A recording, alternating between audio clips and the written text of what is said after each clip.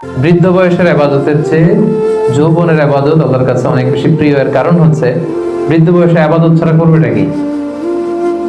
আবাদত ছাড়া তো সময়ই কাটে না। কারণ ঘরে আর কথা শোনার কেউ নাই, কেউ সময় দেয় না, রাতে ঘুম আসে না, 3টার দিকে ঘুম ভেঙে যায়। বাংলাদেশের কথা যদি বলি, দেখবেন যে মুরব্বীরা 3টা-4টার পরে নাকি ওনাদের ঘুমিয়ে আসে না। তো অজু করে ইমাম সাহেবের 1 ঘন্টা আগে আসে মসজিদে ফজর পড়তে। ইমাম সাহেব দেরি করলো কেন, মুয়াজ্জিন দেরি করলো কেন, ওনারা এটা বলে। কারণ ওই যে ঘুম আসে না, কি করবে? তখন তার ইবাদত করা ছাড়া সময়ই কাটে না।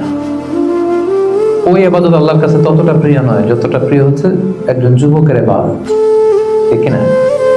আপনি যৌবন কালে যদি আল্লাহ তাআলা দাসত্ব করতে পারেন, ইবাদত করতে পারেন, আপনার বার্ধক্যে উপনীত হওয়ার পরে ইবাদত করতে না পারলে আল্লাহ তাআলা ইবাদত দিয়ে আপনার আমলনামা পূর্ণ করে দিবে। সুবহানাল্লাহ, পূর্ণ করে দিবে। আপনি ফজরের সময় উঠতে পারতেছেন না, কোমরে ব্যথা, ডায়াবেটিস ইত্যাদি ইত্যাদি, আল্লাহ বলবে যুবক অবস্থায় কি করেছিল ওটা দেখো, ওই সময় যা করছে ওটা লিখে দাও। এই জন্য আল্লাহ রাসূল সাল্লাল্লাহু আলাইহি ওয়াসাল্লাম বলেছেন যে এই যৌবনটারে কাজে লাগাও।